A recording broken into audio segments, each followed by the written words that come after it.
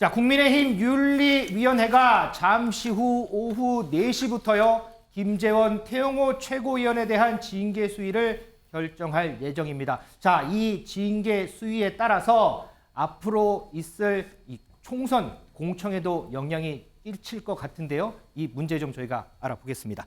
자, 민수숙 기자.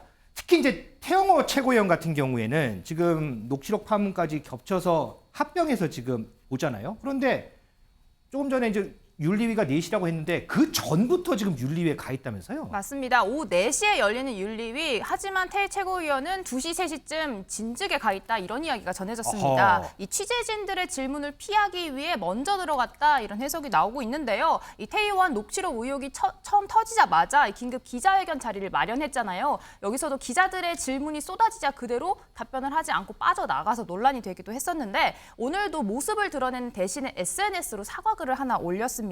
그럼 사과하는 뜻을 전하면서도 단언컨대 이진복 정무수석의 공천이나 최고의 행보에 대한 언급은 전혀 없었다. 자신의 모든 것을 걸겠다 이런 입장을 전달했습니다.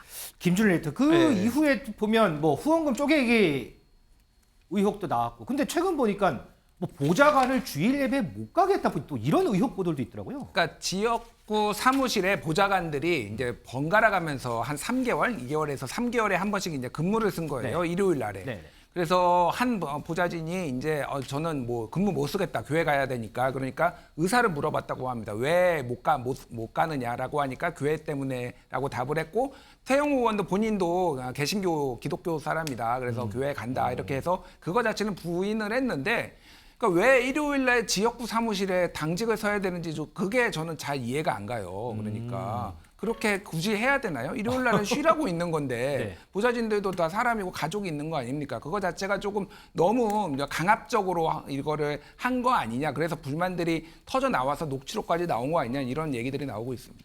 자, 그런데요. 윤리위에 회부된 이후에 논란이 지속되는 건 태영호 최고위원뿐만 아니고요. 김재원 최고위원도 또 논란이 됩니다. 허준 변호사. 저번에 김 최고위원 뭐 징계 반대하는 뭐 서명 있고 이랬잖아요. 뭐 2만여 명 당원이다 이랬는데 뭐 절반 이상이 또 당원이 아니었다면서요. 그것 때문에 또 막 논란이 되던데요. 네, 2만 명의 서명서는 김재원 최고위 징계를 반대한다는 한 국민 모임이라는 단체에서 제출한 반대 서명서였는데요.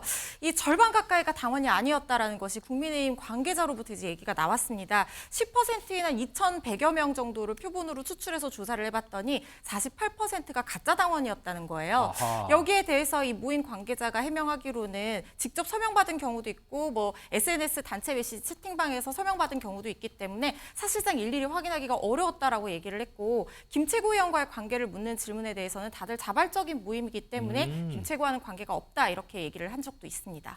자, 이종훈 시장. 그래서요. 가장 궁금한 거 네. 우리가 뭐 앞에 이런저런 얘기를 해봤지만 그래도 가장 궁금한 거 여기 나와요. 오늘 윤리위 징계 결정. 네. 수위는 네네. 수위 어떻게 될까요? 자, 국회의원들이 공직선거법에 걸렸을 때 수위, 그러니까 재판의 수위가 100만 원이잖아요. 그렇죠. 100만 원이 아니냐에 따라서 그 의원직의 문제잖아요. 맞아요. 이번도 마찬가지입니다. 뭐냐면 선거를 앞두고 있잖아요. 그래서 이 지금 이 완전히 징계가 안 받는다 이게 문제가 아니라 징계의 수위 말씀하셨듯이 당원권 정지 1년이냐 아니냐가 지금 관건이에요. 만약에 당원권 정지가 1년이 됐다 그러면 내년 총선에 공천을 받지 못하거든요.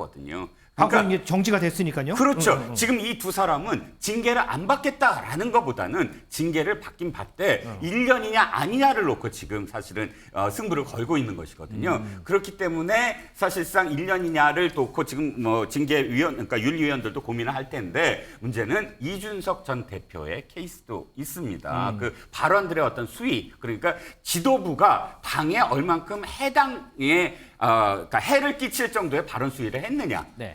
지금 관건이거든요. 저는 그래서 아마도 지난번에 어떤 이 홍역을 치렀던 그런 대표 징계의 사실 어떤 선례를 기준으로 해서 판단하지 않을까 싶습니다. 김준일 에디터. 지금 이종훈 시장 말대로 어쨌든 기준을 한번 보자면 어쨌든 1년이냐 아니냐로 나눌 수가 있는데 그 말은 뭐 경징계냐 중징계냐 이렇게도 볼 수 있어요. 그런데 경징계를 내리면 그대로 또 중징계를 내리면 그것대로 이게 다 후폭풍이 있지 않아요? 딜레마죠. 그러니까 지금 하한선은 당원권 정지 6개월 정도로 지금 거의 얘기가 되는 것 같아요. 그러니까 네. 그 최저 그 정도로 나올 것 같고 그 이상으로 이제 1년이냐 아니냐인데 만약에 1년을 안 줬다 그러면은 이거는 뭐 셀프 징계를 했지만은 사실 보여주기식으로 이렇게 하는 거 아니냐 이렇게 나올 테고 만약에 1년으로 했을 때는 당사자들이 굉장히 강하게 반발을 할 테고 그렇죠. 뭐 이제 이를테면 폭로전을 간다든지 과거 이준석 대표처럼 아니면은 법적 조치를 취한다든지 이를테면은 뭐 가처분 소송을 한다든지 막 이런 거가 이어지면 이어질수록 또 당은 또 혼란에 빠지는 거거든요. 그러면 쇄신을 하겠다라는 지금 김기현 체제가 지금 출범한 지 2달이 됐지만 아무것도 못 하고 있잖아요. 그게 반년 막 이렇게 길어지는 것에 대해서 당에서도 상당한 우려를 지금 표하고 있습니다. 자, 오늘 오후 4시 국민의힘 윤리위원회가 예정이 되어 있습니다. 관련해서 김기현 대표 그리고 당내 반응들을 좀 보겠습니다. 네, 최고위는 취소하셨는데 혹시 변경이 없는 거죠? 아, 대변인 다 설명드렸잖아요. 그 징계 관련 우려가 된다, 오해가 생길 수 있다고 이렇게 풀이되는데 자, 또 다른 질문 있으신가요? 징계받은 최고위원분들이랑 통화나 연락하신 바 있는지요? 그런 사안에 대해서는 말씀 안 드리는 것이 여러분들께서 지도부가 자진 지금- 사퇴를 네. 설득했다는 이야기도 있었는데요. 제가 뭐 답변 특별히 드리지는 않겠습니다. 이진묵 수석 이야기를 들어보면 아예 공천과 일본 문제는 언급한 적이 없다. 그리고 태영 의원이 그걸 인정을 했잖아요. 네. 그래서 없는 이야기를 사실상 지어낸 게 밖으로 유출이 됐기 때문에 좀 중징계가 불가피한 거 아니냐. 본인들은 억울한 게 많으실 거예요. 그러나 이제 총선 자체에 출마할 수 있는 퇴로는 열어줘야 된다. 그런 면에 있어서 해법을 생각하면은 그것도 하나의 방안이 되지 않겠나 이런 생각됩니다. 태영호 최고가 그 본인이 스스로 거짓말한 거라고 이야기한 거를 그냥 기정사실화하고 만약 거짓말에 대해서만 징계를 한다면 이 사태가 굉장히 꼬일 수 있다. 공천 협박을 한 게 사실일 수 있잖아요. 나중에 가가지고 그 태영호 의원이 마음이 바뀌어가지고 그때 그 사실이었다라고 이야기하면 어떡하려고 그럽니까?